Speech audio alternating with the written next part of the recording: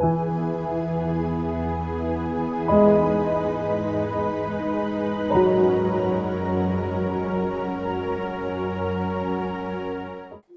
శక్తితో దేవుని పని చేయాలి. శక్తి అంటే మనిషిలో ఉండేటటువంటి ఆ శక్తి. ఇప్పుడు మామూలుగా మనం ఏదైనా గ్రైండర్ ఉంటది. లేకపోతే మిక్సీ ఉంటది. ఎక్కువ స్త్రీలకు బాగా దాని గురించి బాగా తెలుసు. అది 2, 3 స్టెప్స్ ఉంటాయి మనకి. ఒకటేమో స్లోగా తిరుగుతుంది. ఇంకోటేమో ఫ్యాన్ కావచ్చు. మామూలుగా 5 స్టెప్పులు ఉంటాయి దానికి స్పీడ్ కంట్రోలర్ అని ఉండి. అంటే ఎక్కడ పెట్టారంటే హైలో పెట్టామంటుంటాం. అంటే దాని పూర్తి శక్తి దాంట్లోకి అది వినియోగిస్తా ఉంటది. అప్పుడు దాని గాలి మనకి ఎక్కువగా వీసే అవకాశం ఉంటది. అలాగే గ్రైండర్‌లో కూడా దానికి 4, 5 స్టెప్స్ ఉన్నాయనుకుంటే అది లోలో ఉంటది, హైలో ఉంటది. ఇలాగా మీడియంలో ఉంటది కదా! అలాగనే మనిషిలో ఉండేటటువంటి శక్తి కూడా మరి యావత్ శక్తి అంటే కొంతమంది అంటుంటారు. నేను శక్తినంతా కూడగట్టుకొని ఈ పనిని నేను చేస్తున్నాం అంటుంటారనమాట. అంటే ఉన్న శక్తినంతా కూడగట్టుకొని శరీరంలో ఉండేటటువంటి శక్తినంతా కూడగట్టుకొని మేము ఈ పని చేస్తున్నాము అని చెప్తుంటారు.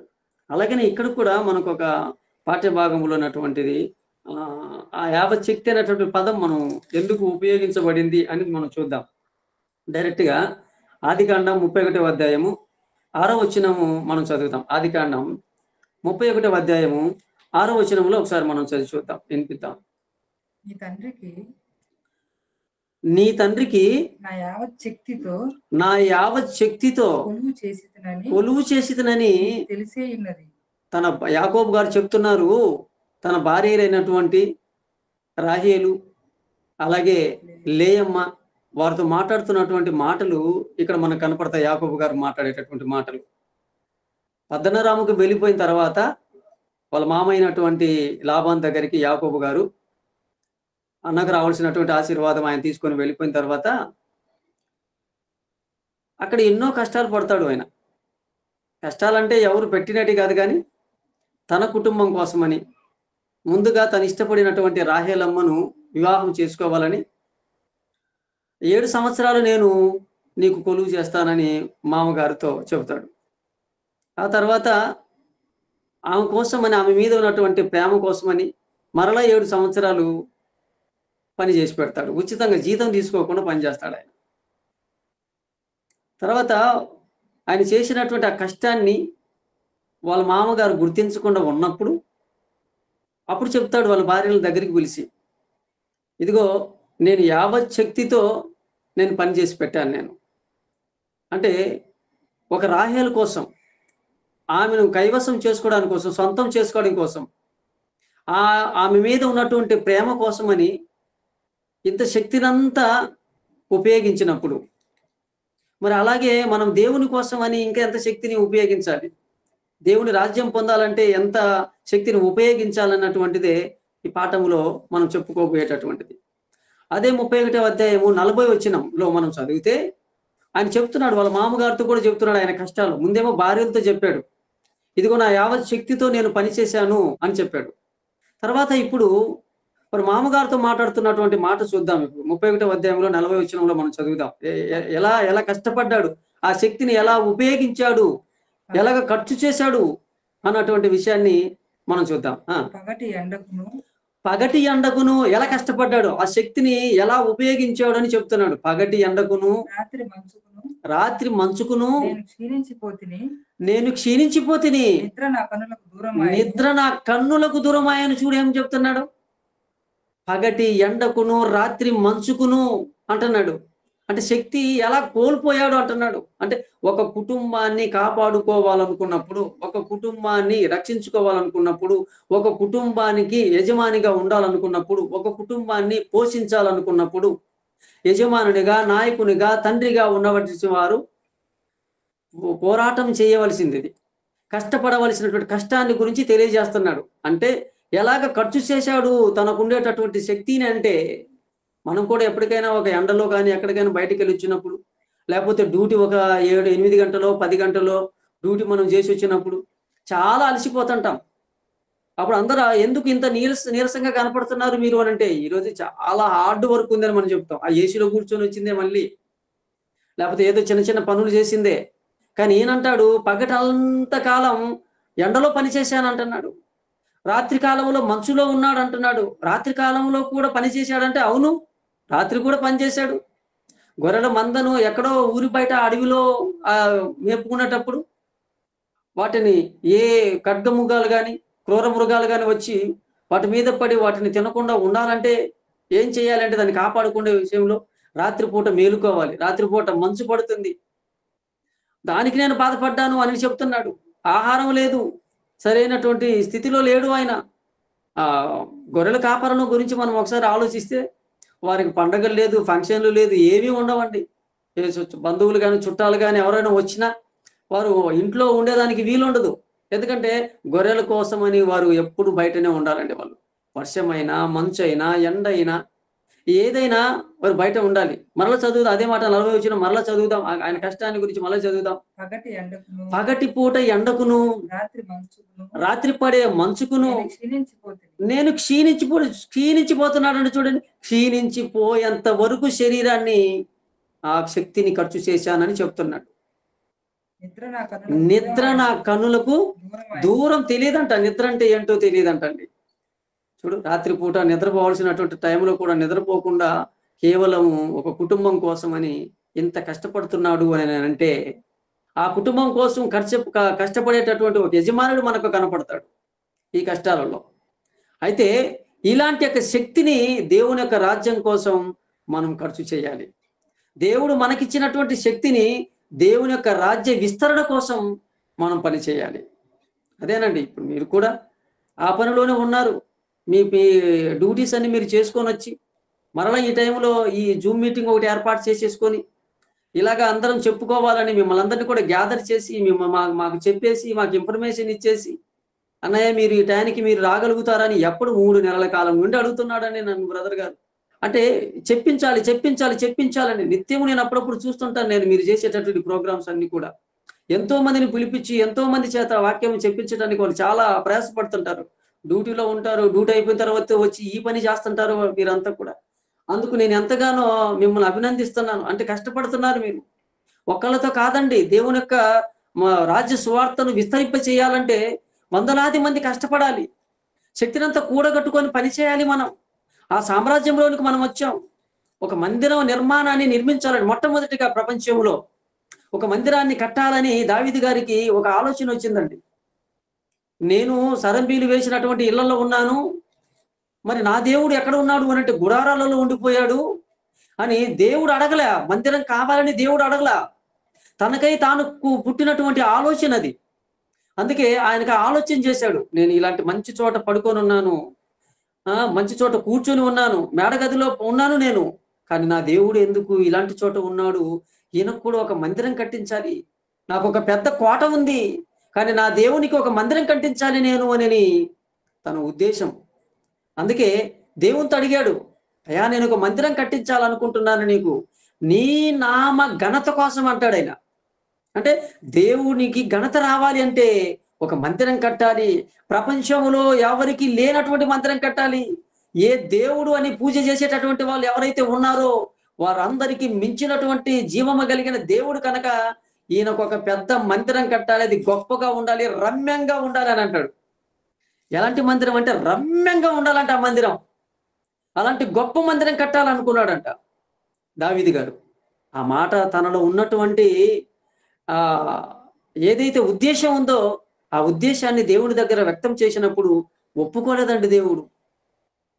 వద్దొద్దు, నువ్వు కట్టద్దు, నువ్వు మందిరం కట్టద్దని చెప్తాడు. ఎంత బాధపడిపోతాడండి. ఒక విషయం ఏదైనా ఎవరికైనా మనం చెప్పాలనుకున్నప్పుడు వారు ఆ విషయాన్ని రిసీవ్ చేసుకోలేకపోయినప్పుడు, ఆ రిఫ్యూజ్ చేసినప్పుడు మనం చెప్పిన దాన్ని చాలా బాధపడిపోతాం మనం. కానీ దావీదు గారు బాధపడలా. ఎందుకని ఆడు చెప్తున్నాడు, రీజన్ చెప్తున్నాడు దేవుడు. దావీదు గారు నువ్వు కట్టద్దు అని అన్నాడు. ఎందుకు అని అడగలా. కానీ దేవుడే చెప్తున్నాడు, నీవు చాలా మంది మరి రక్తాన్ని చిందించావు నాన్న. అంటే రాజుగా ఉన్నప్పుడు ఎంతో మందిని చంపావు నువ్వు. కాబట్టి ఎంతో మందిని చంపావు నువ్వు. కాబట్టి ఏంటంటే నీ చేతులు రక్తపు మరకలతో నిండినవి కనుక ఆ చేతులతో నాకు మందిరాన్ని కట్టడం నాకు ఇష్టం లేదు అని అంటాడు. ఏంటండి రక్తపు మరకలయ్యే చేతులతో దేవుని మందిరాన్ని కట్టకూడదా? ఆ ఎప్పుడైనా మీరు స్త్రీలు చూడండి, భోజనము పెట్టండి అని ఒక మీ ఇంట్లో మీ పిల్లలు కానీ మీ వారు కానీ వచ్చి భోజనం పెట్టినాకని వచ్చినప్పుడు మీ చేతులన్నీ ఏదో మసి పూసుకొని మట్టి అయిపోయి అప్పుడప్పుడు అంట్లు తోమి అలా ఉందనుకోండి, పెట్టడానికి ఇలా ప్లేట్ తీసుకుంటుంటే ఏమంటారు? వద్దు వద్దు అని అంటారు. భోజనము చేయడానికే మీ చేతులు బాగలేవు, మట్టి పట్టినాయి అని చెప్పి అంటుంటే, మురికైంది అని అంటుంటే, మరి అలాంటప్పుడు మరి దేవుడు ఎలా కట్టించుకుంటాడు? ఆలోచించండి. నా మందిరం కట్టడానికి వీల్లేదు నువ్వు అని అన్నాడు. సైలెంట్ అయిపోయాడండి. అప్పుడు ఆయన ఒక మాట అంటాడు. కుమారుడైనటువంటి సొలొమోను పిలిపిస్తాడు ఇలాగా, నాన్న నువ్వు వచ్చేయి, నేను మందిరం కట్టాలనుకున్నాను, గొప్ప మందిరం కట్టాలనుకున్నాను దేవునికి, కానీ ఆయన నా చేత కట్టించుకోవడానికి ఇష్టం లేదంట. కానీ నీ చేత కట్టించుకుంటానని చెప్పేసి ఆయనే చెప్పాడు దేవుడు. సొలొమోను చేత నేను కట్టించుకుంటాను నేను మందిరం అని అన్నాడు దేవుడు. కనుక నువ్వు కట్టాలి నాయన, అయితే నువ్వు కష్టపడాల్సినటువంటి అవసరం లేదు, నేను అన్ని మందిరానికే కావాల్సిన అన్నిటిని కూడా నేను సమకూర్చాను. ఎంత కష్టపడ్డాడండి ఆయన. అంటాడు, నా కష్ట స్థితిలోనే నా దేవునికి నేను అన్ని సమకూర్చి తిని మందిరం కట్టడానికి అంటాడండి దావీదు గారు. ఆయన కష్ట స్థితిలో ఉన్నప్పుడు కూడా దేవుని భాగాన్ని దేవునికి సపరేట్గా ఎత్తి పెట్టేసేసి మందిరం కోసమని పెద్దది కట్టాలన్నటువంటి ఉద్దేశంతో సామాగ్రి అంతా తయారు చేసి పెడతాడు. చూద్దాం ఆ మాట, మనం చూద్దాం ఆ మాట చూద్దాం. దినవృత్తాంతములు 1వ గ్రంథము 22వ అధ్యాయము 5వ వచనం చదువుదాం. నా కుమారుడైన సొలొమోను పిన్న వయసు గల లేతవాడు యెహోవాకు కట్టబోవు మందిరం కీర్తిని బట్టి అందమును బట్టి దాని కీర్తిని బట్టి అందమును బట్టి సకల దేశములలో ప్రసిద్ధి చెందునట్లుగా చాలా ఘనమైనదై ఉండవలెను. చూడండి ఎలా చెప్తున్నాడు, అది చాలా ఘనమై ఉండాలి, సకల దేశాలలో గొప్పగా ఉండాలి, దాని కీర్తి దాని ప్రఖ్యాతి ప్రపంచ దేశాలలో ఎక్కడ ఉండకూడదు, అంత వెళ్ళిపోవాలి, అంత గొప్పదై ఉండాలి దేవుంది అని సొలొమోనుని పిలిచి చెబుతున్నాడు. కాగా దానికి కావలసిన అది అండర్లైన్ చేసుకుందాం, దానికి కావలసిన సాధన రాశి అని చూడండి, సాధన రాశి సిద్ధపరచుదని చెప్పి అంటే నానా నువ్వు కష్టపడుకోకుండా దానికి సంబంధించినటువంటిది అంతా కూడా సామాగ్రి గాని సాధనాలు గాని నేను సిద్ధం చేసి పెడుతున్నాను అని చెప్తున్నాడు. దేవుని మందిరానికి కావలసినటువంటి ఎంత గొప్పగా ఉండాలో దానికి కావలసినంత కూడా నేను సమకూర్చి పెడతాను. సాధన సామగ్రి, సాధన రాశి అంటే పెద్ద కుప్పలు అంటండి. అందుకే సొలొమోను గారి కాలంలోకి వచ్చినప్పుడు ఎండిని బంగారును వీటిని గురించి చెప్పేటప్పుడు ఆ మాట కొన్ని లక్షల మనుగులు ఉంటదంట వెండి బంగారు గురించి చెబుతూ, ఇక ఇనుముల గురించి చెబుతుంటున్నాడు, లెక్కలే లేదంట. అది ఈ యెరూషలేములో రాళ్ళంత విస్తారంగా ఉందంట. అది అంటే అంత ఇనుము ఉందంట, దాన్ని తోచడానికి వీలు లేకుండా పోయిందంట. అప్పుడప్పుడు మనం ఈ రైల్వే డిపార్ట్మెంట్ లో మనం చూస్తే ఆ ట్రాకుల దగ్గర ఇనుము అంతా పడిపోయింటే దేవుడు పట్టించుకోడు దాన్ని, ఎక్కడంటే అక్కడ ఆ ట్రాకుల పక్కన పడేసి ఉంటారు ఆ ఇనుము అంతా, దాని లెక్కలే అలా ఉండిపోద్ది. అంటే సెంట్రల్ గవర్నమెంట్ దగ్గరే లెక్కలేనన్ని టన్నులు అక్కడెక్కడంటే అక్కడ పడేసేస్తే వినుము, మరి రాజ పరిపాలనను ప్రపంచంలో ఖ్యాతిగాంచినటువంటి సొలొమోను రాజ్య పరిపాలనలో ఇంకా ఎలా ఉంటుంది చెప్పండి. కానీ చాలా వరకు దావీదు గారు సమకూర్చాడండి, మందిరానికి కావలసినటువంటి ఆ సామాగ్రిని అంతా సమకూర్చాడు. ఎంత అంటే ఎలా ఉందంటున్నాడు దాని గురించి, దానికి కావలసిన సాధన రాశి పెద్ద రాసులు వచ్చేసిందంట. సిద్ధపరిచాను నేను అని చెప్తున్నాడు. చూడండి, నేను సిద్ధపరిచాను నీకు. సాధనాలంటే ఏంటండి? ఇప్పుడు మనము ఒక మాట అడుగుదాం, టూల్స్ అంటే ఒక వాచ్ని తయారు చేయాలంటే, లేకపోతే రిమూవ్ చేయాలంటే, విప్పదీసి మళ్ళీ చేయాలంటే, మెకానిజం చేయాలంటే దానికి ఒక చిన్న ఏమంటాయి ఇప్పదీసేటి మెకానిజం చేసేటివి. అలాగే బస్సు ఏదైనా పంచర్ అయిందంటే టైరు దానికి ఇప్పడానికి దానికి కొన్ని వేరేగా ఉంటాయి ఆ టూల్స్. అంటే ఇవన్నీ చూడు, ఒక్కొక్క దానికి ఒక్కొక్క పరికరం. అలాగే చెక్కలు చెక్కేటటువంటి వారు కార్పెంటర్స్, వారు చేసే పనికి దానికి సంబంధించిన టూల్స్ కొన్ని ఉంటాయి. పరికరాలు వేరు, టూల్స్ వేరు, పని చేసే పనివారు వేరు. ఎన్నిటిని సమకూర్చాలో చూడండి ఒక పని చేయాలంటే. 14 15 వచనం చూద్దాం. ఇప్పుడు చదివేటటువంటి దినవృత్తాంతం మొదటి గ్రంథం 5వ అధ్యాయంలోనే మనం 5వ వచనం చదువుకున్నాం. 14-15 వచనం చదువుకుందాం. 14-15 వచనం. ఇదిగో ఇదిగో నా కష్ట స్థితిలోనే అదండి మీకు చెప్పాను కదా, ఇదిగో నా కష్ట స్థితిలోనే ప్రయాసపడి యెహోవా మందిరం కొరకు 2 లక్షల మణుగుల బంగారమును, చూడండి 2 లక్షల మణుగుల బంగారమును, 10 కోట్ల మణుగుల వెండిని, 10 కోట్ల మణుగుల వెండిని, అదండి తూచ చెక్యము కానంత విస్తారమైన ఇత్తడిని ఇనుమును సమకూర్చి ఉన్నాను. మ్రాలులను రాళ్లను కూర్చి ఉంచి తిని నీవు ఇంకను సంపాదించుదుగాక. మరియు పనిచేయదగిన విస్తారమైన శిల్పకారులను, అంటే ఏ స్టాచ్యూనైనా చెక్కేస్తారు. అలాగే ఏ ఫ్లవర్ లాగైనా, ఆ కలువ పువ్వు లాగా, లోటస్ లాగా ఉండాలంటే చెక్కేస్తారు. అలాగనే ప్రోమోగ్రనేట్ లాగా, దానిమ్మ లాగా చేయాలి కొన్ని దానిలాగా చెక్కేసే వాళ్ళు ఉన్నారు. మంచి కాసే పనివారు అంటే ఈ బంగారు వీటన్నిటిని తయారు చేస్తుంటారు కదండి, వారు కూడా కాసే పనివారును, వడ్రంగి వారును, కార్పెంటర్స్ ఏ విధమైన పనినైనను నెరవేర్చగల మంచి పనివారు. అబ్బా ఏం చెప్తున్నాడు చూడండి, ఏ విధమైన పని చెప్పినా చేసే పనివారు నీ వద్ద ఉన్నారు అంటున్నారు. బంగారు ఉంది, వెండి ఉంది, ఇత్తడి ఉంది, ఇనుము ఉంది, రాగి ఉంది, కలప ఉంది. అబ్బబ్బబ్బబ్బ దేవుని మందిరాన్ని ఎందుకు చెబుతున్నాను తెలుసా ఈ మాటలు? దేవుని మందిరాన్ని, భౌతికంగా కనపడే దేవుని మందిరాన్ని ప్రపంచంలో గొప్పగా కట్టాలంటేనే ఇంతమంది పనివారు కావాలి, ఇంత సామాగ్రి కావాలి, ఇన్ని టూల్స్ కావాలి అని అనుకుంటే, ఇంతమంది చేస్తే గాని ఒక మందిరాన్ని కట్టలేరు అనుకుంటే, 100 మంది 1000 మంది కూర్చోడానికి సరిపడే మందిరాన్ని కట్టాలనుకుంటేనే ఇంత అవసరమైతే, మరి యొక్క దేవుని యొక్క రాజ్య విస్తరణ కోసమని మనం ఎంత పని చేయాలి? దేవుడు యేసుక్రీస్తు వారు భూమి మీదకి వచ్చి తన రక్తం ఇచ్చి సంపాదించిన సంఘమును విస్తరింపజేయాలంటే దానిని ఇంకా ఎంతగా పని చేయాలి, ఎంత గొప్పగా మనం పని చేయాలి. అందులోకి వచ్చినటువంటి మనమందరం కూడా ఇక్కడికి వచ్చినటువంటి వారం, ఈ రాజ్య సువార్త విస్తరణలోనికి వచ్చినటువంటి వారం, వ్యాపింపజేయడానికి వచ్చిన వాళ్ళం మనం. మన దగ్గర ఇంకా ఎంతమంది ఉంటారు, ఎంతమంది ఉండాలి పని చేసేటటువంటి వాళ్ళు? ఇక్కడైతే మందిరాన్ని కట్టడానికి వచ్చేటటువంటి పని వాళ్ళు, నైపుణ్యం కలిగిన వాళ్ళని మనం చూస్తాం.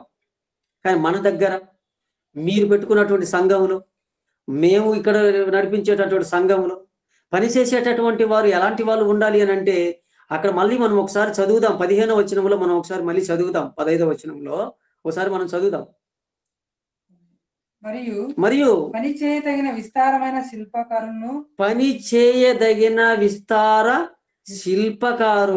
శిల్పకారులు ఉండాలంటే చాలా మంది ఉన్నారంట. విస్తారమైనటువంటి వాళ్ళు కావాలంట. అంటే మనం యేసుక్రీస్తు వారు కూడా ఈ మాట చెప్తాడు, కోత విస్తారముగా ఉన్నది కానీ పనివారు కొద్ది మందే. పనివారు కావాలంటండి.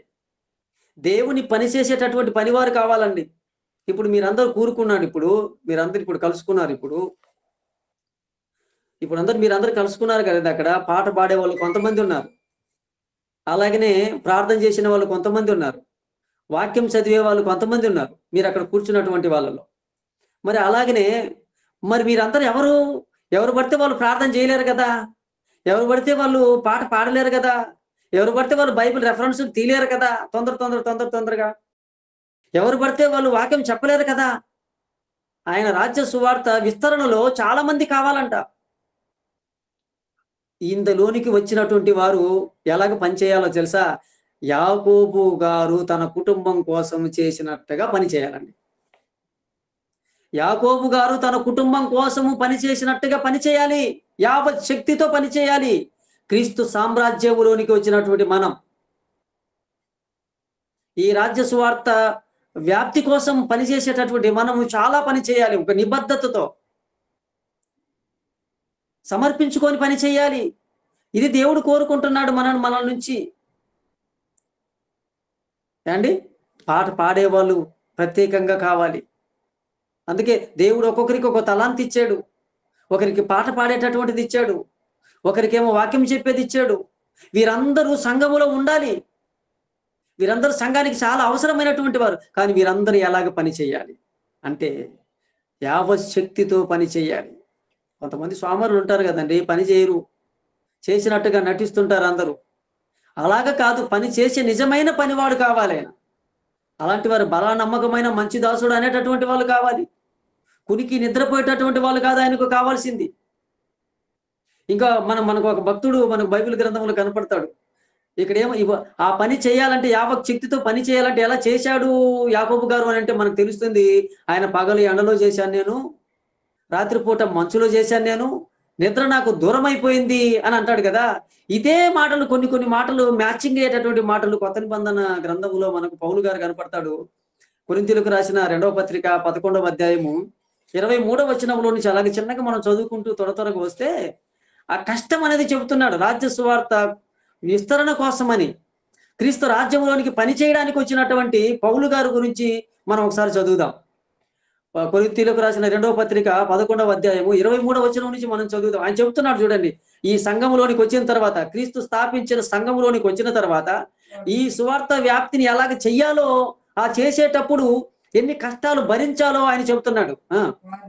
వారు క్రీస్తు పరిచారకుల, నేను వెరివాలిగానే మాట్లాడుచున్నాను, నేను ఎక్కువగా క్రీస్తు పరిచారకులు. ఎవరమైనా ఎక్కువగా క్రీస్తు పరిచర్య చేస్తే వారు ఏమి అనుభవించాలి అనేది రాస్తున్నాడు చూడండి.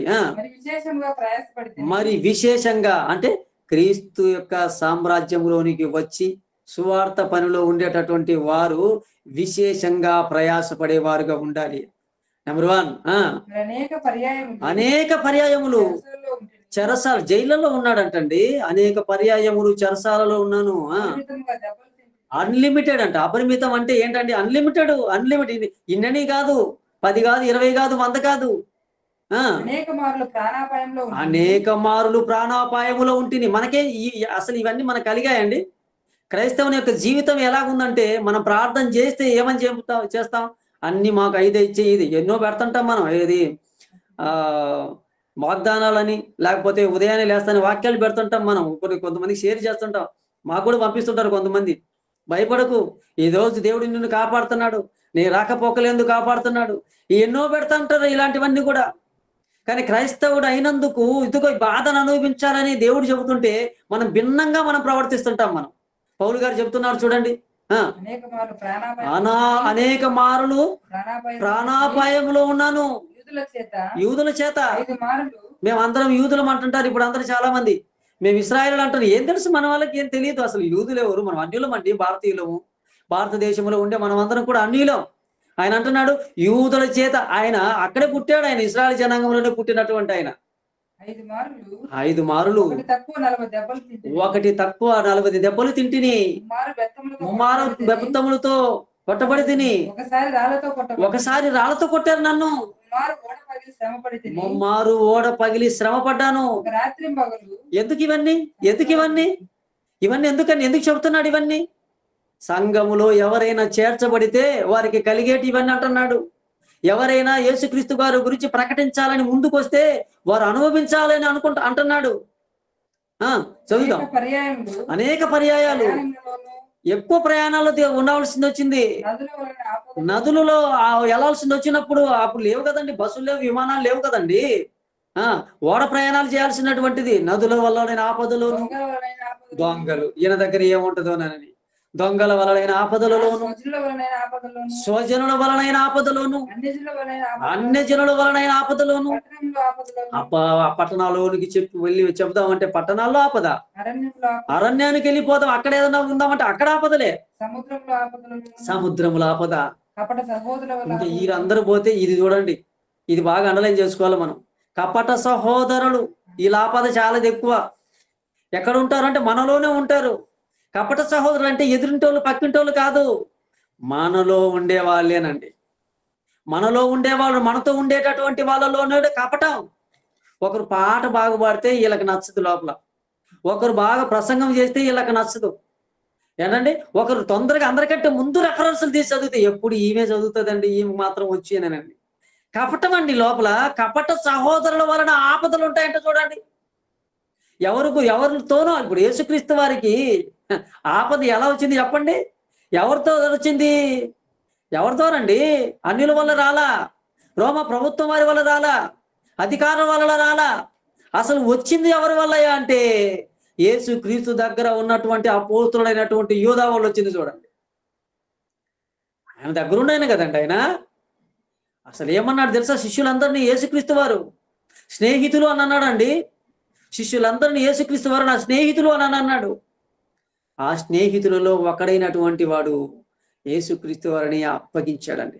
అందుకే కపట సహోదరు అంటే బయటికి బాగా కనపడతారు, లోపల మాత్రం కపటమైనటువంటిది విద్వేషాలు పెంచుకుంటారు. కపట సహోదరుల వలనైన ఆపదలతోనూ ప్రయాసతోనూ కష్టములతోనూ ఈ నిద్ర లేదంట చూడండి. ఇది అదే కదా ఆయన అన్నాడు. యాకోబు గారు అదే కదా అన్నారు. తన కుటుంబం కోసం కష్టం చేస్తే ఏముందయ్యా అంటే తరచు అది నాకు నిద్ర లేదయ్యా. వాళ్ళ మామతో చెప్తాడు, భార్యలతో చెప్తున్నాడు, నాకు నిద్ర లేదు కదా, ఎండలో ఉన్నాను కదా, మంచులో తడిచిపోయాను కదా. ఒక కుటుంబాన్ని పోషించుకోవాలంటే ఇంత కష్టపడాలి అని అంటే, పరలోక రాజ్యాన్ని సంపాదించుకోవాలంటే ఇంకా ఎంత కష్టపడాలో మనం ఆలోచించాలి. పరలోక రాజ్యాన్ని సంపాదించుకోవాలంటే, లేకపోతే అనేకులను పరలోక రాజ్య విస్తరణలోనికి వారిని కూడా పనివారిగా తీసుకురావాలంటే మనం ఇంకా ఎంత కష్టపడాలనో ఆలోచించండి. అదే చెప్తున్నాడు. ఆకలి దప్పులతోనూ, తరచుగా ఆహారం లేక ఉపవాసములతోనూ, చలి వచ్చిందా? చలి. యాకోబు గారు అదే కదా చెప్పారు. చలి, ఈయన చలితోనూ దిగంబరత్వముతోను, బట్టలు లేక సరిగా చాలని బట్టలు. ఇలాగున్నాడండి దైవ సేవకుడు, ఇలాగున్నాడు.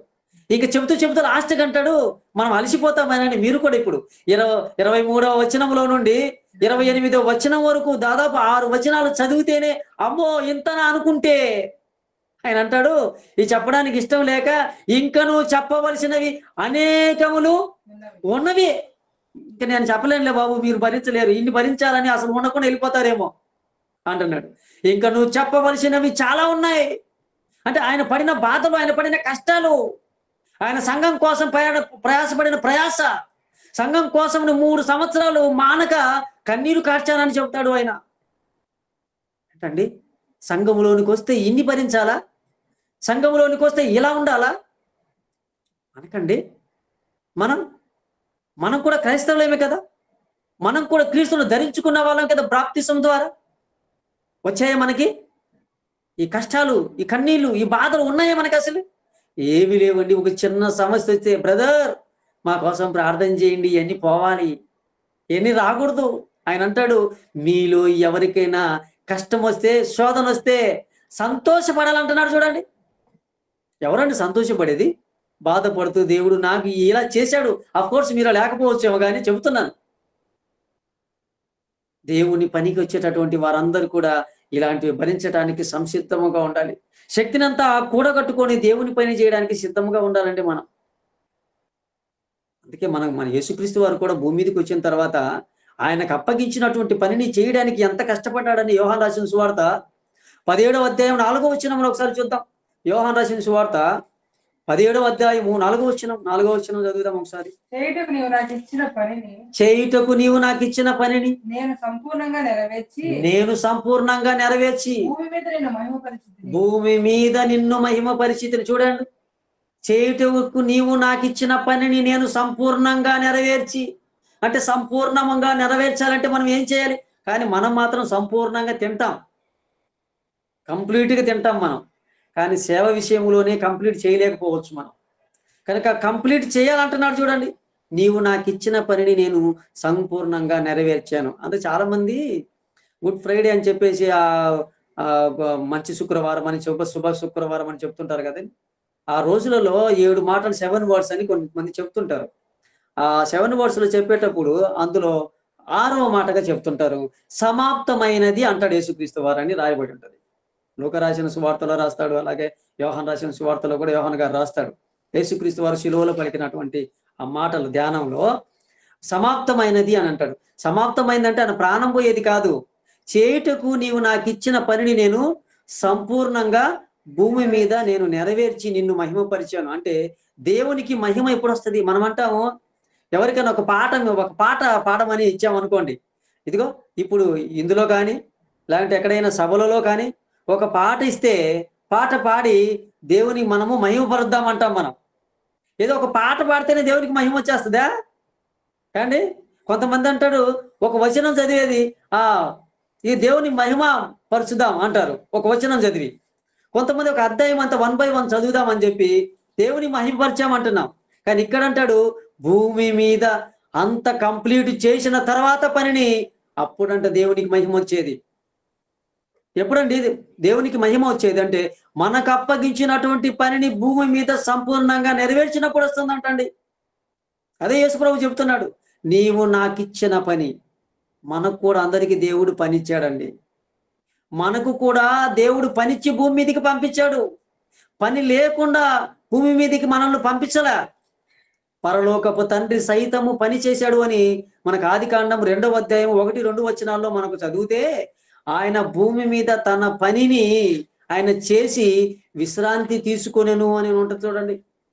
2వ అధ్యాయము 1-2 వచనాలలో ఉంటది ఆదికాండము.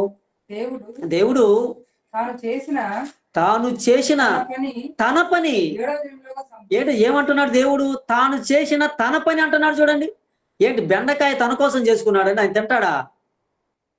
భూమిని చేసినప్పుడు భూమిలో కోడి చేశాడు, చేపలు చేశాడు, పక్షులను చేశాడు. ఆయన కోసం చేసుకున్నాడు యాపిల్ను. ఏంటి, దేవుని కోసం చేసుకోవాలా? కానీ తన పని అంటున్నాడు చూడండి. భూమిని దేవుని కోసంగా చేసుకునేది. మన కోసము దేవుడు భూమిని చేశాడు. ఆయన అంటాడు, చదువుదాం, తన పనిని 7వ దినములోగా సంపూర్తి చేసి. అంటే మన కోసము చేశాడు. ఎందుకంటే తండ్రి కనుక తన పిల్లలమైనటువంటి మన కోసం ఆయన కష్టపడ్డాడు. వీళ్ళందరూ కూడా కష్టపడ్డారు. తన కుటుంబం కోసం కష్టపడ్డట్టుగా దేవుడు కూడా కష్టపడ్డాడు. యేసుక్రీస్తు వారు కూడా ఏమనుకుంటున్నాడంటే, నానా నువ్వు నాకు భూమి మీదకి పంపించేటప్పుడు నాకు ఇచ్చినటువంటి పనిని నేను సంపూర్ణం చేశాను. అందుకే శిలువలో పలికాడు, సమాప్తమైనది అని శిలువలో పలికాడు. శిలువలో పలికాడు, సమాప్తమైనది అని పలికాడు. ఎందుకంటే ఆయనకు అప్పగించినటువంటి పనిని చేశాడు, కంప్లీట్ చేశాడు ఆయన. అందుకే మనిషి కుమారుడు ఆయన రాయబడినట్టుగా వెలుచున్నాడు. అదిగైనా అంటాడు, మార్కు రాసిన సువార్త 1:38 అంటాడు, నా వెంట రండి, ఇతర సమీప గ్రామములకు మనం వెళ్ళి సువార్త ప్రకటన చేయడానికి. ఇందు నిమిత్తమే కదా నేను వచ్చింది అంటాడు ఆయన. అసలు ఎందుకు వచ్చాడయ్యా అంటే, ఇదిగో సువార్త ప్రకటన చేయడానికి వచ్చాడంట. పగలేమో సువార్త, రాత్రి ఏమో కొండలకు వెళ్ళిపోతాడు, అక్కడ ప్రార్థన చేసుకుంటుంటాడు, ఒలివల కొండకు వెళ్ళిపోతాడు. ఎన్ని కష్టాలు భరించాడు. ఒక ఇల్లు లేదు, ఏమీ లేదు, ఎక్కడో ఉంటాడు, ఎక్కడో తింటాడు, ఎక్కడో చెబుతాడు. 33.5 సంవత్సరం బ్రతికితే 3.5 సంవత్సరం సంపూర్ణంగా భూమి మీద సేవ చేశాడండి, కంప్లీట్ చేశాడు. మనకి ఇన్ని సంవత్సరాలు దేవుడు ఇచ్చిన దేవుని పనిని మనం ఎంత చేస్తున్నామని మనం ఆలోచించాలి పిల్లలారా. ప్రసంగి గ్రంథం 9వ అధ్యాయం 10వ వచనంలో ఒకసారి మాట చూద్దాం. ప్రసంగి గ్రంథం 9వ అధ్యాయం 10వ వచనంలో, చేయుటకు ఇది మన గురించి, అదేమో యేసుక్రీస్తు వారి గురించి. నాకు ఇచ్చిన పనిని నేను సంపూర్ణం చేశానయ్యా అన్నాడు యేసుక్రీస్తు వారు. మనకు పని ఇచ్చాడంట, చేయుటకు నీ చేతికి, మనందరికీ. ఇదిగో ఇక్కడ ఈ గూగుల్ మీట్ లో ఉన్నాం కదా, ఈ అందరికీ చెబుతున్నాడు, చేయుటకు నీ చేతికి వచ్చిన పని. నీ చేతికి ఏం పని వచ్చింది? పాటలు పాడే పని వచ్చిందా? చెయ్యి. వాక్యం చెప్పేది వచ్చిందా? చెయ్యి. వాక్యం చదివేది వచ్చిందా? చెయ్యి. అందరూ కూర్చోడానికి ఈ పట్టలు మ్యాట్లు వేయాలా? వేసేయి. వారికి నీళ్ళు ఏమైనా తాగడానికి ఇవ్వాలా? ఇచ్చేసేయి. మీటింగులో ఏదైనా పని చేయాలా? చేసేసేయి. సేవకులకు ఏదైనా పరిచర్య చేయాలా? చేసి. నీ చేతికి వచ్చిన పని. నేను చేయలేను బ్రదర్ అనకూడదు. ఒక సేవకుడు నీకు ఒక పని చెప్పాడు అని అంటే ఆ పని నువ్వు చెయ్యగలవనే చెబుతారు ఆ పని. ఒక సేవకుడు ఎవరికైనా ఒక పనిని ఇచ్చాడంటే, అమ్మ నువ్వు ప్రార్థన చేయంటే, బ్రదర్ నేను చేయలేను బ్రదర్ అంటారు. నువ్వు చేయగలవు, ఈ పనిని నువ్వు చేయగలవు. అందుకే భూమి మీదకి మనం వచ్చేటప్పుడే దేవుడు మన పట్ల ఒక ఉద్దేశం కలిగి పంపించాడు, మనం ఏం పని చెయ్యాలి అని. అందుకే చెప్తున్నాడు, చేయుటకు నీ చేతికి వచ్చిన ఈ పనిని, అది ఏ పనైనా సరే, ఏ పనైనా నువ్వు తుడిచేదా ఆ చెయ్యి, దేవుడు నాకు ఏదైనా పని, నాయన నువ్వు మందిరంలో తుడవాలని ఆయన నాకు ఇచ్చాడు అనుకో, తుడుస్తానండి, నో ప్రాబ్లం. కుర్చీలేస్తాను నేనే, నేను వెళ్ళే నా మందిరంలో నేను చైర్లు వేస్తాను, తుడుస్తాను అందరూ వచ్చే లోపల. అవును, నీ చేతికి ఏదొస్తే ఆ పని చేయమంటాడు దేవుడు. నేనేదైతే ఇస్తానో అది చేయనని అన్నాడు. యేసుక్రీస్తు వారు భూమి మీదకి వచ్చిన తర్వాత శిష్యుల పాదములు కడిగి టవల్తో తుడిచాడు కదా, ఆ పని కూడా ఇచ్చాడు తండ్రి ఆయనకు. ఇది కూడా చెయ్యాలని ఆయన వారికి నువ్వు నేర్పించాలి అనేది, అది చేశాడు. సముద్రాన్ని గద్దించాడు, అది చేశాడు. గుడ్డివానికి చూపునిచ్చాడు, అది చేశాడు. ఇదిగో పాదములు పట్టుకొని కడిగాడు, అది చేశాడు. నీ చేతికి వచ్చిన ఏ పనైనా నువ్వు చేయాలంటే అన్ని పనులు చేసి చూపించాడు యేసుక్రీస్తు వారు. ఏది చేయలేదు. నీ శక్తి వచ్చిందా, యావత్ శక్తి లోపం లేకుండా. కొంతమంది తప్పించుకొని వెళ్ళిపోతుంటారు. ఉంటాడు ఎంత లాభం ఉంటారు, ఏం లాభం, పని చెబితే పని చేయరు, సోమరులు తప్పించుకొని వెళ్ళిపోతుంటారు. వాళ్ళని ఏమంటాం, సోమరు ఉంటారు, బలం ఎంత ఉంటుంది, చాలా శక్తిగా ఉంటుంది, కానీ దేవుని పని దగ్గరికి వచ్చే లోపల పని చేయరండి.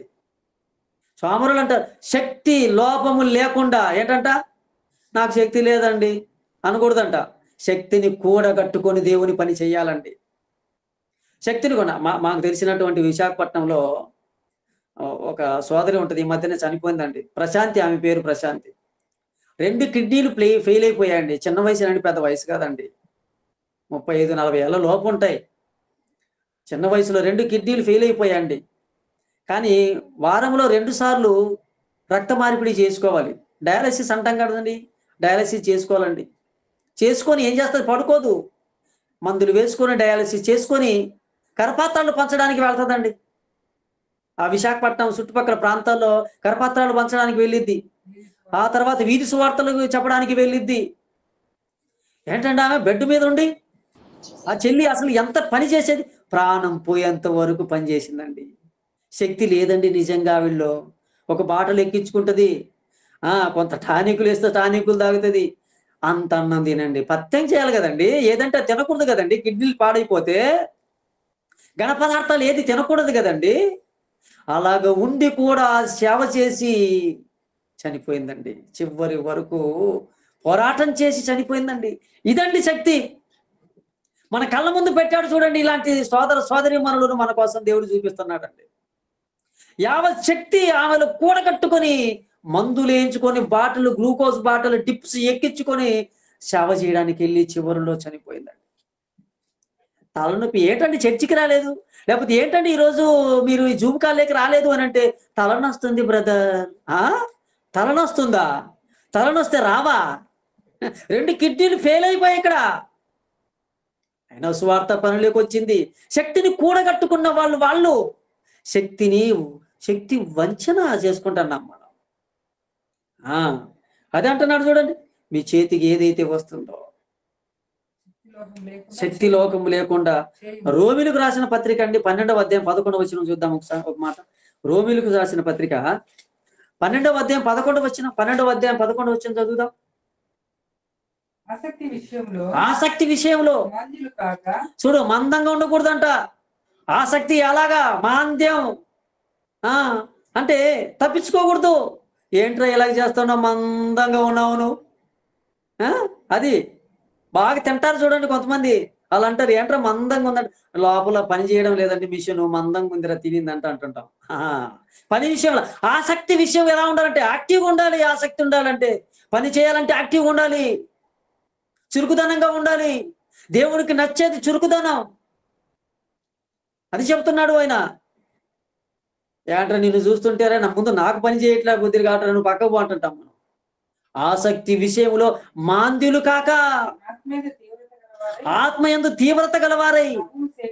అది తీవ్రంగా ఉండాలంట.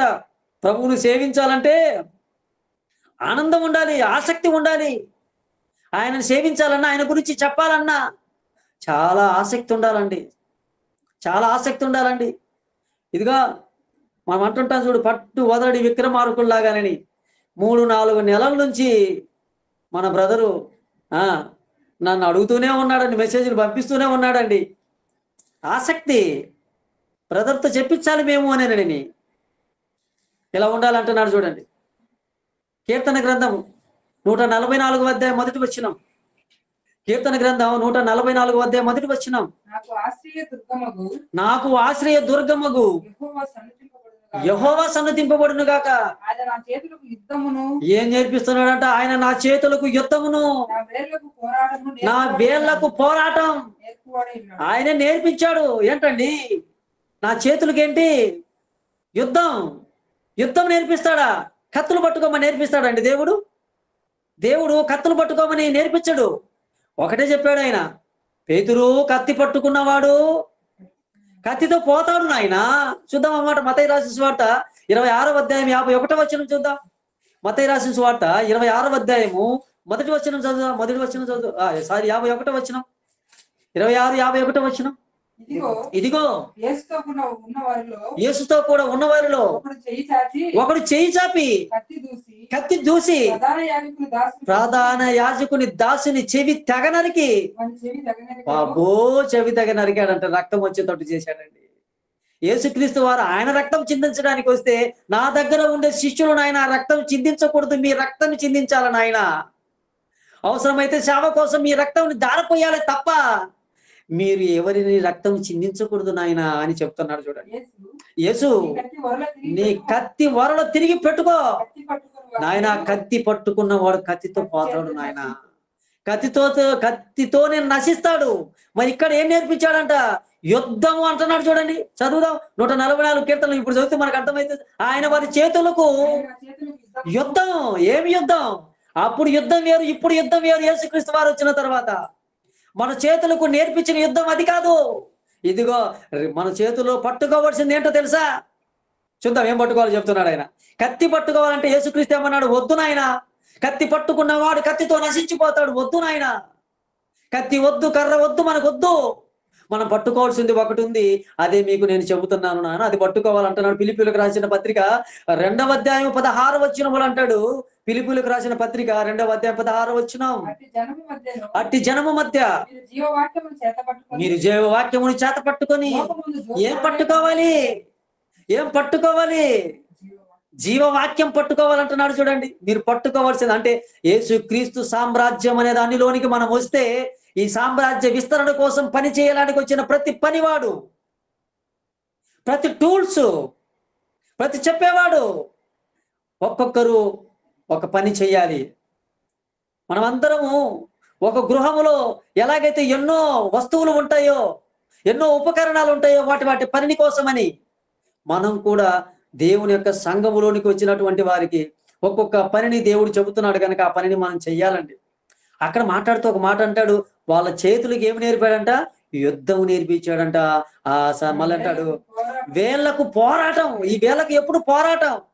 మీరు చూడండి, ఎప్పుడైనా మనం సభలలో కానీ ఇక్కడ చర్చిలలో కానీ మేమే ఏదైనా రెఫరెన్స్ మత్తయి రాసిన సువార్త 3:18 అన్నాం అనుకో, ఒక సిస్టరు ఒక బ్రదరోనండి, నాకు తెలిసి ఎక్కువ స్త్రీలండి, ఎక్కువ అమ్మాయిలండి, ఇలాగ మేము చెప్పి అలాగ ఆనక ముందుగానే తీసి చదివేస్తాడు. అప్పుడు ఆయన అని చదువుతుంటారు. ఏమి నేర్చుకున్నారండి? ఆ వేళ్లతో పోరాటం. ఆహా, ఇలాగ తిప్పి తిప్పి తిప్పి టక్కన రెఫరెన్స్ తీసి చదువుతారండి. నాకు చాలా ఇష్టం అండి, నాకు రాదంత స్పీడ్గా తీయటానికి. ఎలా తీస్తారని అడిగాను నేను వాళ్ళని. అది ఏంటో వచ్చేస్తుంది బ్రదర్ అంటున్నారు. వాళ్ళని నేను చాలా అభినందిస్తున్నాను. నా వేళ్లకు పోరాటం దేవుడే నేర్పిస్తాడండి మీకు. ఆ రెఫరెన్సులు తీసేది దేవుడు నేర్పిస్తాడు. పాట పాడే స్వరం దేవుడు మీకు ఇస్తాడు. ప్రార్థన చేసే వరం దేవుడు మీకు ఇస్తాడు. పరిచర్య చేసేది దేవుడు మీకు ఇస్తాడు. ఓపికని దేవుడు మీకు ఇస్తాడు. దేవుడు ఇవ్వాలండి, ఇవ్వండి మనకి, దేవుడు ఇవ్వాలి. నాకు నేర్పువాడు ఆయనే అంటున్నాడు. నాయన కత్తి నీ వరలో వేసుకోతాను అని చెప్పాడు యేసుక్రీస్తు వారు. మరి ఏం పట్టుకోవాలంటే అట్టి జనము మధ్య, అన్యుల జనం మధ్య, ఎదురాడే వారి మధ్య నువ్వేం పట్టుకోవాలి అంటే జీవవాక్యం పట్టుకోవాలంట.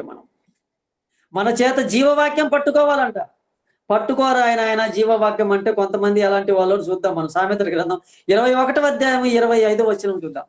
సామెతల గ్రంథం 21వ అధ్యాయము 25వ వచనం. 21, 25.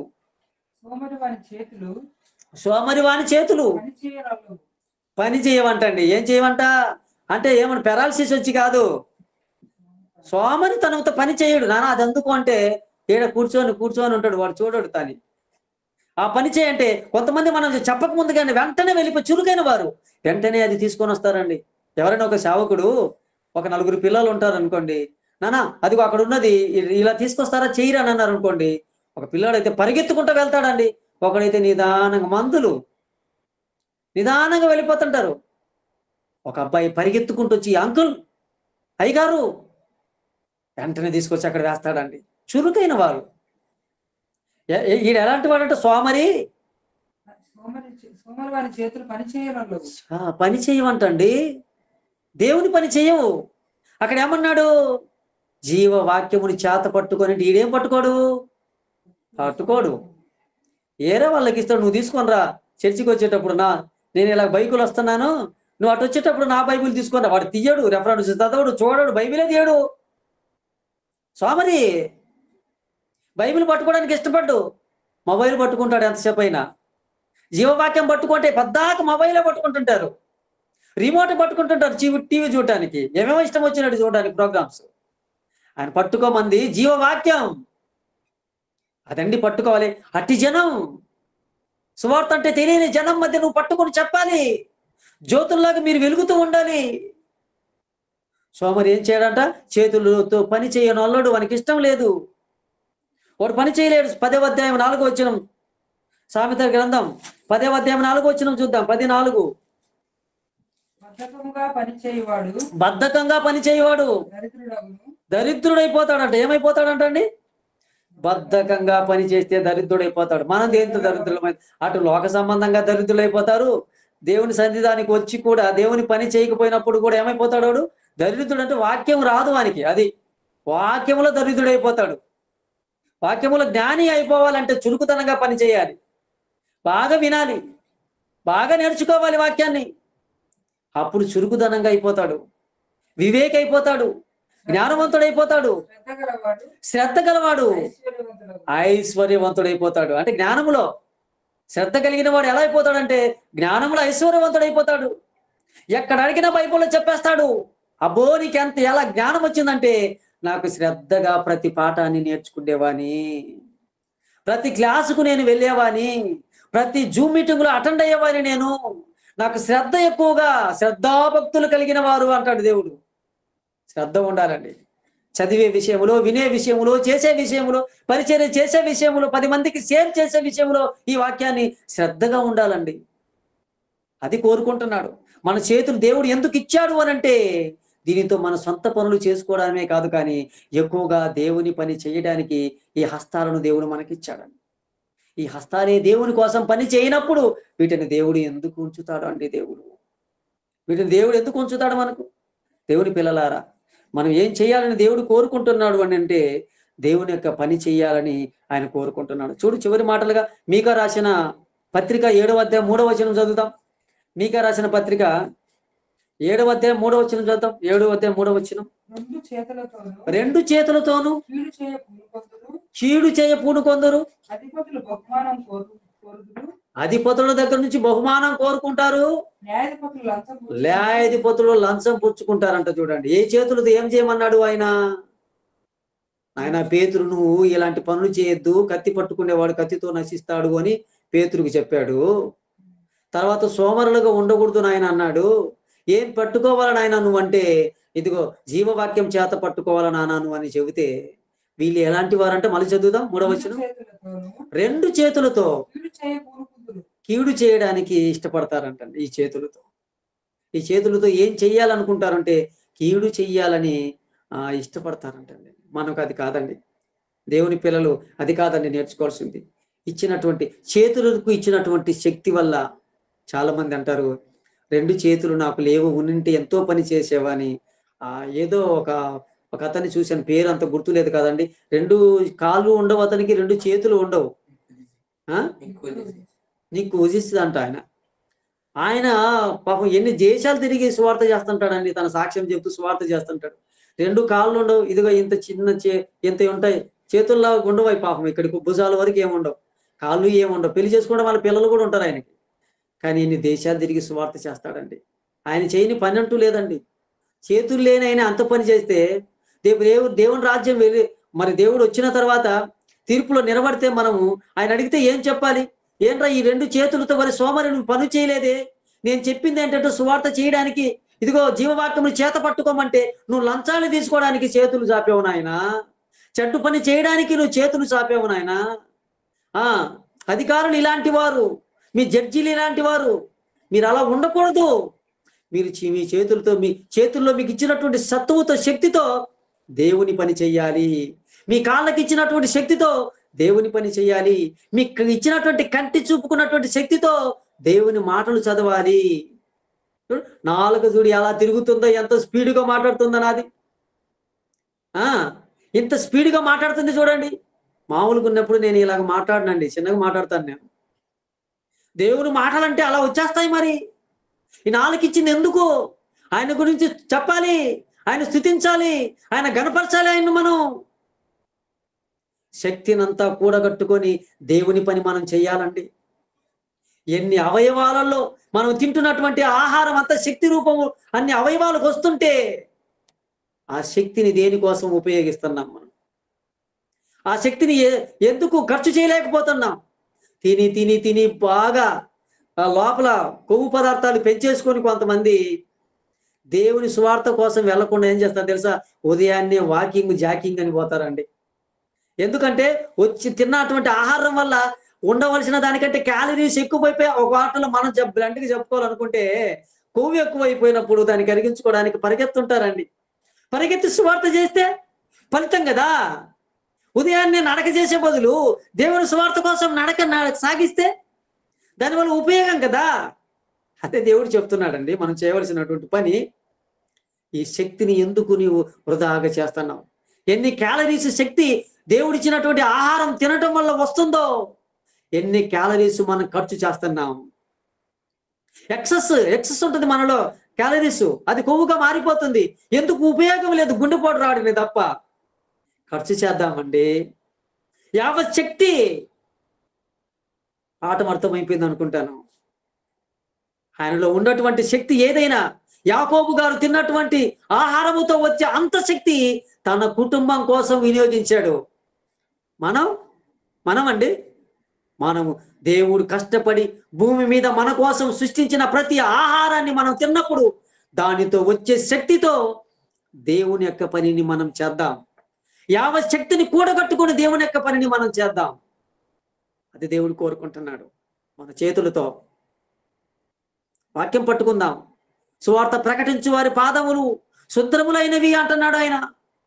ఈ కాళ్ళు ఎక్కడికి వెళుతున్నాయి? దేనికోసం పనిచేస్తున్నాయి? ఈ చెవులు దేనికోసం పనిచేస్తున్నాయి? ఇచ్చిన కళ్ళు దేనికోసం పనిచేస్తున్నాయి? నోరు ఎందుకు పనిచేస్తుంది? హృదయం ఏం ఆలోచిస్తుంది? మనసు ఏం కోరుకుంటుంది? ఇవన్నీ కూడా దేవుని పని చెయ్యాలని కోరుకోవాలండి. అవయవ నిర్మాణాన్ని దేవుడు చేశాడు కష్టముతో కనుక ఈ ఆర్గన్స్ అన్ని కూడా, ఈ అవయవాలన్నీ కూడా అయ్యే టూల్స్. దావీదు గారు రాశారు కదండి. ఏమని రాశాడు దావీదు గారు? ఇవన్నీ సాధన రాసి కుప్పలుగా ఉందంట. సాధన రాసి ఒక మందిరాన్ని కట్టడానికి ఇన్ని సాధనాలు కుప్పలుగా రాసులుగా ఉంటే 800 కోట్ల మంది ప్రపంచ జనాభా ఉంటే అందులో దాదాపు 360 కోట్ల మంది క్రైస్తవులు కుప్ప రాసిది. 360 మంది కోట్ల క్రైస్తవులు ఉన్నారు అంటే ఇది పెద్ద రాసి పోస్తే, ఈ రాసి దేవుని యొక్క సువార్తను విస్తరింపజేసే పనిలో సాధనంగా మనము ఉండలేమా? దేవుని పిల్లలారా, విస్తరణ చేద్దాం. ఈ పనిలో నీవు ఒక సాధనం, నేను ఒక సాధనం, మనమందరం ఒక సాధనం. క్రైస్తవులందరం సాధనలుగా మారిపోతే ఇంకొకరిని తయారు చేయడం చాలా ఈజీ. 400 కోట్ల మంది క్రైస్తవులు అయితే ఒక్క మనిషి ఇంకొక వ్యక్తిని మార్చగలిగితే యేసు ప్రభు ఈ రాత్రే వచ్చేస్తాడండి. ఎందుకు ఆలస్యం చేస్తున్నాడు యేసు అంటే, ఒక పనికి వచ్చేటటువంటి టూల్స్ గా నువ్వు ఆ పని నెరవేర్చట్లా, పనికి ఉపయోగపడట్లా మనం. అందుకే యేసు రాకడ ఆలస్యం. పని చేద్దాం. శక్తి వంచన లేకుండా పని చేద్దాం. చేతికొచ్చిన పని చేద్దాం. యేసు చేశాడు, శిష్యులు చేశారు, మనవులు చేయమంటున్నారు. పరలోకపు తండ్రి చేశాడు శక్తి వంచన లేకుండా. అలసిపోయేంతంటే శక్తి యావత్ శక్తితో పని చేశాడండి పరలోకపు తండ్రి. భక్తులు చేశారు, మనము చెయ్యాలని కోరుకుంటున్నాడు. ఏం పని చేయాలి? మన పనే చేశారు. అందరూ సొంత కార్యములే చూసుకుంటున్నారు. మీ శక్తితో మీ సొంత కార్యాలు, దానివల్ల మీకేమిస్తాడు దేవుడు? మనకేమిస్తాడు దేవుడు? పరలోకం ఇవ్వాలంటే పరలోక రాజ్య సువార్త విస్తరణలో మన శక్తిని ఖర్చు చేద్దాం. ఓకేనండి? మంచిది, చిన్న ప్రార్థన చేసుకుందాం. మా ప్రియ పరలోకపు తండ్రి, క్రీస్తు యేసు వారి ఉన్నతమైన శ్రేష్టమైన నామాన్ని బట్టి మీకు స్తుతులు స్తోత్రాలు చెల్లిస్తుంటున్నాం. ఈ రాత్రి కాలంలో తండ్రి, మీ పిల్లలకు నీ విలువైన సత్యమైనటువంటి మాటలు చెప్పాను. మీ పిల్లలకే కాదు నాయన, నాకును నా కుటుంబానికి కూడా ఈ మాటలు మాకిచ్చినటువంటి శక్తితో ఈ దినం ఎంతైతే ఆహారం తిన్నామో దానితో ఎన్ని క్యాలరీస్ వచ్చాయో అవి వృధా చేయకుండా నీ పనికి ఎంత ఖర్చు చేశాం. చదవటం వల్ల కొన్ని క్యాలరీస్ ఖర్చు అయిపోతాయి, మాట్లాడటం వల్ల కొన్ని క్యాలరీస్ ఖర్చు అయిపోతాయి, చూడటం వల్ల కొన్ని క్యాలరీస్ ఖర్చు అయిపోతాయి, నడవటం వల్ల కొన్ని క్యాలరీస్ ఖర్చు అయిపోతాయి, 10 సార్లు చేతులు ఊపటం వల్ల కొన్ని క్యాలరీస్ ఖర్చు అయిపోతాయి. కానీ దేనికోసం మేము వీటి అవయవాలను ఊపేస్తున్నాం, వాడుతున్నాం? మీ సేవ కోసమే కదా వాడాలి. అందుకే కదా ఇచ్చావు ఇవన్నీ మాకు. ఒక కుటుంబం కోసమే యాకోబు గారు అంత కష్టపడితే, సంఘం కోసం, మా దేవాది దేవుడైన మీకోసం, మాకు పరలోకం ఇస్తామంటే దానికోసం మేము ఇంకెంత కష్టపడాలి తండ్రి. కష్టపడే మనసు మాలో ప్రతి వారికి కూడా మీరు అనుగ్రహిస్తారని కోరుకుంటూ, ఈ గూగుల్ మీట్ ద్వారా తండ్రి, మీ పిల్లలు ఆయా ప్రాంతాల్లో, మేమెక్కడో తెలుగు రాష్ట్రాల్లో ఉన్నాము, మీ పిల్లలు ఎక్కడో బెంగళూరు ప్రాంతంలో చుట్టుపక్కల ప్రాంతాల్లో ఉన్నారు, ఎక్కడో చుట్టుపక్కల దూర ప్రాంతాల్లో ఉన్న నీ పిల్లలు ఈ చరవాణి ద్వారా వింటున్నారు ఈ మాటలు. అంటే మీరు మాకు ఇచ్చిన కృపనే తండ్రి. ఎంతమందిని గ్యాదర్ చేసి ఒక దగ్గర కూర్చోపెట్టాలి అంటే కష్టపడేటటువంటి మీ పిల్లలను అందరినీ కూడా మీరు ఆశీర్వదించమని, బ్రదర్ వారి కుటుంబాన్ని కూడా మీరు, పామ్స్ వారి కుటుంబాన్ని కూడా మీరు ఆశీర్వదిస్తారని, వారి తండ్రి గారిని కూడా, వారి కుటుంబాలను, వారి పిల్లలను, వారి సహచరుని, ఎంతమంది అయితే జాయిన్ అయ్యారో వారిని, వారి కుటుంబాలను, వారందరూ బాధ్యత కలిగి యావత్ శక్తితో నీ పని చేసేటటువంటి పిల్లలుగా ఒక మంచి నిర్ణయం తీసుకునేటటువంటి ఆలోచన నీ పిల్లలకు ప్రేరణ కలిగించుకుని కోరుకుంటూ, చేసినటువంటి పనిని నిబద్ధతలో చేసి తండ్రి, అలసిపోకుండా సోమరులు కాకుండా తండ్రి, ఎందుకంటే మీరు పని చేశారు, మేము పని చేయాలని చెబుతున్నారు. భక్తులందరి జీవితాలను ఆదర్శంగా పెట్టుకొని మేము పనిచేసే భాగ్యం మా అందరికీ కూడా కలిగించమని, అటు మనసును కలిగించమని కోరుకుంటూ యేసునాథుని బట్టి ప్రార్థన అడుగుతున్నాం కన్న తండ్రి. ఆమేన్.